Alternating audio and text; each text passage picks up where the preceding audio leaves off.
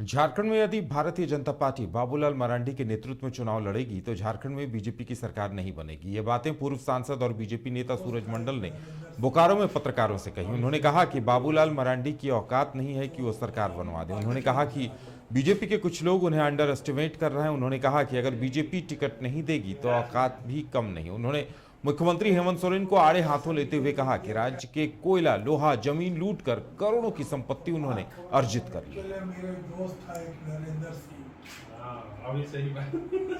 झारखंड में बीजेपी की स्थिति है, बीजेपी जिस तरह से चलाना चाहती है, लोकसभा में चलेगा, विधानसभा में नहीं चलेगा। बाबूलाल मरांडी के नेतृत्व में विधानसभा का चुनाव नहीं लड़ा जा सकता है, इसलिए कि जब राज बना इस देश में, झारखंड राज बना, उसमें हम लोग बिहार के साथ थे और हम लोग बैकवर्ड क्लास को 27% आरक्षण मिलता था और आज उसको बाबूलाल मरांडी क्या किया, उसको काट के 14% कर दिया। तो बैकवर्ड क्लास अगर मूर्ख होगा तभी उसके नेतृत्व को स्वीकार करेगा। मतलब भविष्य ठीक नहीं है विधानसभा की। जी नहीं, विधानसभा से पहले उसको बदलना पड़ेगा। मैंने पूरा सेंट्रल लीडर को सबको बता दिया। झारखंड देश भर में जनजातीय उद्यमिता, शिक्षा, संस्कृति, व्यंजन और वाणिज्य को बढ़ावा देने के लिए महोत्सव का आयोजन देश भर में किया जा रहा।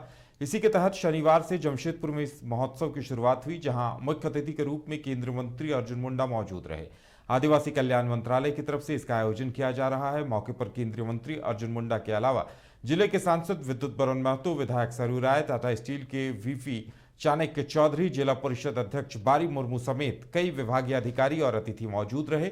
इस महोत्सव में 165 स्टॉल्स लगाए गए हैं, जहां आदिवासी कला संस्कृति की झलक देखने को मिलेगी। पारंपरिक तरीके से बनाए जाने वाले वस्तुएं यहां मुख्य आकर्षण का केंद्र हैं। इसमें देश के 28 राज्यों से ट्राइबल उत्पादों को शामिल किया गया है। मुख्य अतिथि केंद्रीय मंत्री अर्जुन मुंडा ने कहा कि पीएम मोदी के प्रयास से देश की जनजातीय वस्तुओं की मांग विदेशों में भी बढ़ी है और इन जनजातीय कलाकारों को एक नया आयाम मिला है। उन्होंने कहा कि आयोजन भारत के इतिहास को दर्शाता है।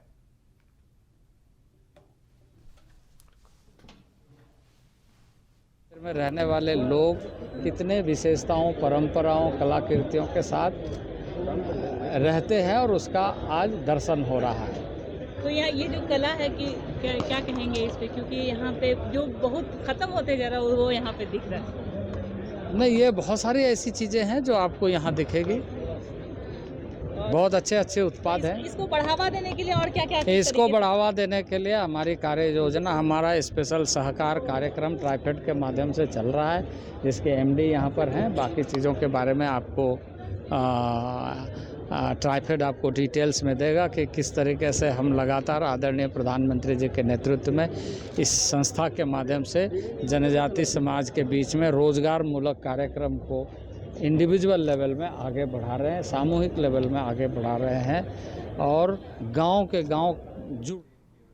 छपरा में लोकसभा चुनाव के लिए सोमवार से ईवीएम का एफएलसी कार्य आरंभ किया जाएगा। उक्त जानकारी उप निर्वाचन पदाधिकारी जावेद इकबाल ने राजनीतिक दलों के प्रतिनिधियों के साथ आयोजित बैठक में दी। उन्होंने सभी उपस्थित राष्ट्रीय और राज्य स्तरीय दलों के प्रतिनिधि से इस दौरान उपस्थिति कार्य का अवलोकन करने का आग्रह किया। जावेद इकबाल ने बताया कि एफएलएसी में चुनाव आयोग के एसओपी का सख्ती से अनुपालन किया जाएगा। कोई भी अनधिकृत व्यक्ति हॉल में प्रवेश नहीं कर सकता और दलों के प्रतिनिधियों को भी अध्यक्ष या सचिव का प्राधिकृत पत्र देना होगा।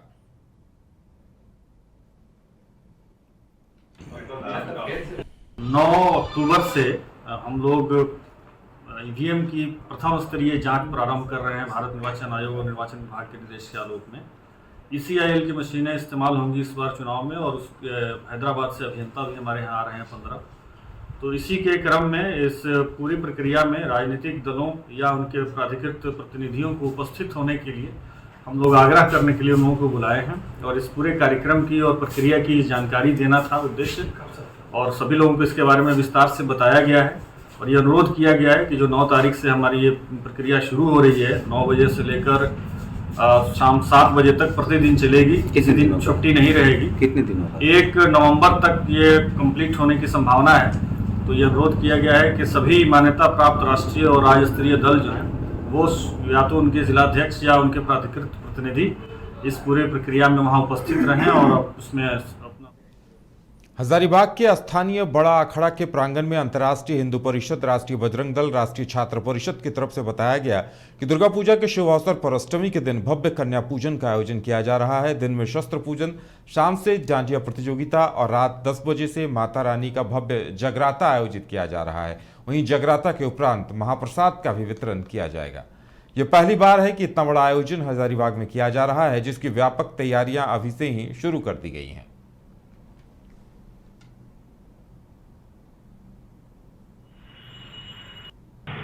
दुर्गा पूजा महापर्व, उसके शुभ अवसर पर हमारा संगठन अंतर्राष्ट्रीय हिंदू परिषद, राष्ट्रीय बजरंग दल, राष्ट्रीय छात्र परिषद के द्वारा कन्या पूजन किया जा रहा है, जिसमें बहुत सारी कन्याओं का पूजन किया जाएगा। उसके बाद उनको भोजन करवाकर सम्मानपूर्वक विदा किया जाएगा। फिर हमारा शस्त्र वितरण है, शस्त्र पूजन कर उसे वितरित किया जाएगा, जिसमें भाग भी ले सकते हैं। अगर कन्या पूजन में भी कोई बालिका भाग लेना चाहती है तो वो भी आ सकती हैं, और शस्त्र पूजन में भी कोई भाई बंधु भाग लेना चाहते हैं तो वो भी आ सकते हैं, जिसमें उनको शस्त्र वितरण में शस्त्र दिया जाएगा सम्मानपूर्वक। उसके बाद संध्या में हमारा डांडिया का कार्यक्रम चालू हो जाएगा, और ये 3 घंटा का कार्यक्रम होगा डांडिया का। उसके बाद हमारा संक्षिप्त 10 बजे के आसपास में हमारा जगराता का कार्यक्रम चालू हो जाएगा, और जगराता जैसे ही संपन्न होता है सुबह, उस प्रातःकाल में हमारा भंडारा का कार्यक्रम चालू हो जाएगा, जिसमें भंडारा में प्रसाद हमारा खीर पूड़ी और माता रानी। झारखंड पुलिस के जैप-1 ग्राउंड में चल रहे पुलिस ड्यूटी मीट 2023 का समापन हो गया। 4 अक्टूबर से 7 अक्टूबर तक चले इस मीट में 7 टीमों के प्रतिभागियों ने हिस्सा लिया। वहीं झारखंड पुलिस ड्यूटी मीट में सबसे ज्यादा पुरस्कार जीतकर दुमका ओवरऑल चैंपियन रही, जबकि रांची की टीम दूसरे स्थान पर रही। इस समापन समारोह के मुख्य अतिथि के रूप में झारखंड सरकार के मंत्री मिथिलेश ठाकुर ने विजयी प्रतिभागियों को प्रशस्ति पत्र, स्मृति चिन्ह देकर सम्मानित किया। इस मौके पर डीजीपी अजय कुमार सिंह ने कहा कि झारखंड में पुलिसिंग को दुरुस्त करने के लिए हर तरह के प्रयास किए जा रहे हैं। वहीं मंत्री मिथिलेश ठाकुर ने कहा कि पुलिस मजबूत होगी तब भी जनता सुरक्षित रहेगी। आज खुशी की बात है कि कोविड महामारी के बाद ये लगभग 2 वर्षों के अंतराल में पुलिस ड्यूटी मीट का आयोजन यहाँ 4 अक्टूबर से शुरू हुआ, और आज इसका रंगारंग इसका समापन भी आप लोगों ने देखा। बहुत ही उत्कृष्ट प्रदर्शन करते हुए यहाँ की जैप-1 की बैंड और जो भी इसमें प्रतिभागी थे उन सभी को पुरस्कृत किया गया, व्यक्तिगत पुरस्कार के साथ, टीम इवेंट के पुरस्कार के साथ। और इसमें जो चयनित होंगे, जो प्रतिभागी Akhil Bharatiya police duty meet के लिए जो चयनित होंगे वो उसमें हिस्सा लेंगे, और जो जिनका प्रदर्शन उत्कृष्ट रहेगा, जो पदक वहाँ से प्राप्त करके आएंगे, उनको आउट ऑफ टर्म प्रमोशन भी देने का प्रावधान है। और इस तरह के आयोजन के पीछे जो लक्ष्य होता है वो होता है कि पुलिस को पूरी तरह से प्रत्येक क्षेत्र में सक्षम बनाना। कार्यक्रम तो बहुत ही सफलतापूर्वक ही संपन्न हुआ है, लेकिन साथ ही इसमें अपेक्षाएं ये बढ़ जाती हैं कि जो राज्य पुलिस ड्यूटी मीट में जो विजेता हैं, जिन्होंने यहाँ पर पदक जीते हैं, वो अपने इस जो परफॉर्मेंस है उसको और बेहतर करके all India police duty meet जो होती है उसमें जा करके कोई ना कोई पदक प्राप्त करें, ताकि झारखंड पुलिस का भी जो कौशल है, उनकी जो मेहनत है, उनकी जो सिखलाई है, वो पूरे देश के सामने आए। और उसमें झारखंड विनोबा भावे विश्वविद्यालय में बीएड पाठ्यक्रम में केवल एक ही मेथड पेपर की पढ़ाई होती है, जबकि अन्य पेपर की पढ़ाई नहीं होती है। इसे लेकर छात्रों ने आंदोलन किया, और छात्रों ने इसी सत्र से जबकि 2 विश्वविद्यालयों में 2 मेथड पेपर के अनुसार पढ़ाई कराई जाती है। इस विषय को लेकर छात्र काफी परेशान थे, और कई महीनों से छात्र अपनी मांगों को लेकर प्रदर्शन कर रहे थे। प्रदर्शन के दौरान प्रतिनिधिमंडल से विश्वविद्यालय प्रशासन मिला। मांगों पर सकारात्मक कदम उठाते हुए बीएड पाठ्यक्रम में 2 मेथड पेपर के लिए बोर्ड ऑफ स्टडीज का गठन किया गया है, और वर्तमान सत्र से ही 2 मेथड पेपर की पढ़ाई लागू है।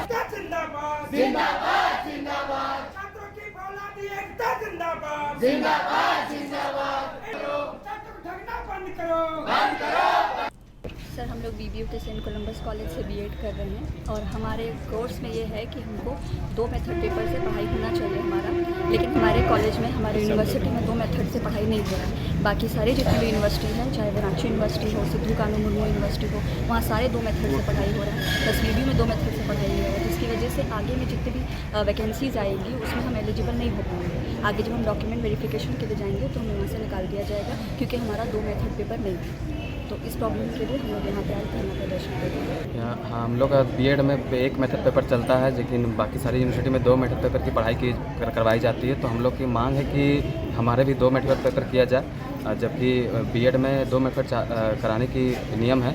लेकिन यूनिवर्सिटी प्रशासन से हम लोग लगातार 5 महीने से मांग कर रहे हैं कि 2 मेथड पेपर हमारी कराई जाए, लेकिन यूनिवर्सिटी प्रशासन सुन नहीं रही है। तो जब तक हम लोग की मांग पूरी नहीं की जाती है, हम लोग धरना प्रदर्शन यहाँ पर जारी रहेगा। इसके अलावा और क्या क्या मांग है? इसका एक ही मांग है, हम लोग को बस बीएड में 2 मेथड पेपर करना है। 1 मेथड पेपर होने से हमारी बहुत सारी समस्याएं आती है, आगे जाके हम लोग को वैकेंसीज़ में गवर्नमेंट जॉब में दिक्कत का सामना करना पड़ सकता है। तो यूनिवर्सिटी प्रशासन। गिरिडीह के गांवा थाना पुलिस ने मझने पुल के पास मवेशियों से भरा एक ट्रक जब्त किया है। पुलिस ने यह कार्रवाई गुप्त सूचना के आधार पर की है। जब्त ट्रक में 14 भैंस और 5 बछड़े लदे थे। बताया जाता है कि हाजीपुर जिले के जदुआ हाट बाजार से सभी मवेशियों को खरीदकर ट्रक में लोड कर बोकारो के खटाल ले जाया जा रहा था। गुप्त सूचना के आधार पर पुलिस ने पसनौर पुल के पास ट्रक को जब्त कर थाना ले गई। वहीं चालक समेत 3 लोगों को गिरफ्तार कर लिया गया है।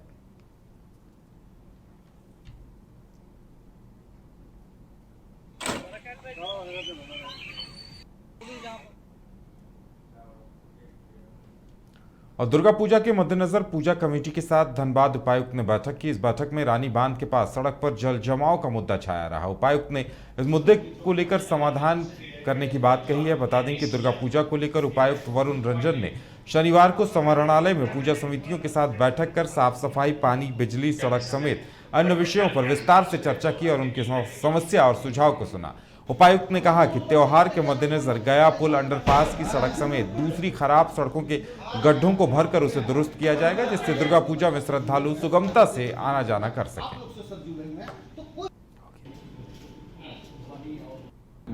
इसको एक बार मैं देख लेता हूँ। अभी तो हम लोगों ने उसको ऐसा कुछ विशेष किया नहीं है, चूँकि एडीएम लॉ एंड ऑर्डर और एसडीओ ने वो बैठक किया था। तो अगर वैसा कुछ होगा तो हम लोग जो है विशेष सतर्कता करेंगे उन सभी जगहों पे। और अभी जो हम लोगों की बैठक थी वो मोस्टली सिविक कम्युनिटीज़ पे फोकस थी। इसको बोकारो परिसदन में मीडिया से बातचीत करते हुए बोकारो जिलाध्यक्ष हीरालाल माझी ने बताया कि 25 सितंबर को कर्मा महोत्सव दीवानगंज में मनाया गया था, जिसमें बीजेपी चंदनक्यारी विधायक अमर बावरी और जेएमएम पार्टी के केंद्रीय सचिव संतोष रजवार ने एक साथ मंच साझा किया था। जहां संतोष रजवार के बयान पर केंद्रीय समिति ने स्पष्टीकरण मांगा था, जिस पर जिलाध्यक्ष ने कहा कि जेएमएम जिला समिति को इससे कोई लेना देना नहीं है। हमारे संतोष रजवार केंद्रीय नेता हैं और हमेशा रहेंगे और जिला समिति इन्हें सम्मान देती रहेगी। पर्व के महोत्सव में माननीय विधायक क्षेत्र के होते हैं, वो भी आए थे, हम भी वहाँ उपस्थित थे और हमने ऐसी कोई बात नहीं, अपने विचारों को, अपने सरकार के उपलब्धियों को मैंने बता के मैं फिर वहाँ से चले गए और उसको प्रिंट मीडिया, इलेक्ट्रॉनिक मीडिया के माध्यम से मुझे जो है उसको घुमाते हुए हमारा विरोध उसको दिखाया गया था। इसी विषय को लेकर हम अपने बातों को अपना अवगत कराए और मैं ये कहना चाहूँगा कि झारखंड मुक्ति मोर्चा आज 39 वर्षों का मेरा ये पार्टी का मैं एक सिपाही हूँ। पार्टी विरोधी मैं ना कभी कहा हूँ ना कह सकता हूँ। पार्टी के केंद्रीय सचिव आदरणीय संतोष रजवार जी का मीडिया के माध्यम से और सोशल मीडिया के माध्यम से कुछ बातें आई थी, उसको लेकर हमारे पार्टी की केंद्रीय समिति ने इसको संज्ञान लिया था और जिला कमेटी से अपना मंतव्य मांगा था। जिस तरह से प्रेस मीडिया में चला है और मुझे लगता है कि वो कहीं ना कहीं उसको और बृहद रूप में दिखाया गया है। जहाँ तक बातें थी वहाँ महसूस नहीं हो रहा है, लेकिन आप सभी मीडिया बंधु और सोशल मीडिया के जितने भी हमारे भाई बंधु हैं, आप सब से भी आग्रह होगा कि जो जेन्युइन हो, जो सच्चाई हो। शनिवार शाम 6 बजे बाइक सवार 2 अपराधियों ने 65 वर्षीय महिला शांति देवी को जख्मी कर दिया और सोने का चेन छीनकर फरार हो गए। बुजुर्ग महिला बीएसएल अधिकारी भगीरथ साहू की पत्नी है। भगीरथ साहू बीएसएल प्रोजेक्ट विभाग में एजीएम के पद पर कार्यरत हैं। छिनतई की शिकार बुजुर्ग महिला रिश्तेदार के घर जिउतिया का प्रसाद देने आई थी। महिला वाहन से उतरकर जैसे ही आवास में गेट खोलकर घुस रही थी, बाइक सवार अपराधी पीछे से आए, उनका गला दबोच कर नीचे गिरा दिया और गले से सोने का चेन छीनकर फरार हो गए। छीने गए सोने की चेन की कीमत लगभग 3 लाख रुपए बताई जा रही है। बुजुर्ग महिला नाली में गिरकर जख्मी हो गई। चीख सुनकर रिश्तेदार घर से बाहर आए, उन्हें उठाकर अंदर ले गए। घटना की सूचना पर सिटी पुलिस की टीम मौके पर पहुंची और अपराधियों का हुलिया और उनके बारे में जानकारी लेकर जांच पड़ताल में जुट गई है। हम आपको बता दें कि अक्सर इस इलाके में चैन स्नैचिंग की घटनाएं सामने आ रही हैं। हम लोग जितिया का प्रसादी लेके अपने साला साहब के आए थे, 3rd D क्वार्टर नंबर 66, ठीक है। तो हम लोग ठीक गेट खुटखुटाए, बेल दबाए, तब तो उधर से घर से निकला हम लोग। तो गेट का जो होता है इसका तो गोल वाला आधा खुला था, थोड़ा सा लीक हुआ।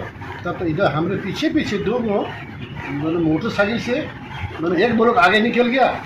हम अपनी स्कूटी वहाँ खड़ा किए और हमारी वाइफ गेट के सामने था। उधर से जो आया सर, वो चेन उसका गला में था, साली भी था, यहाँ गला में पकड़ के। तब तो हमारी वाइफ गेट के सामने गिर गई, है ना, और भागने खोजा।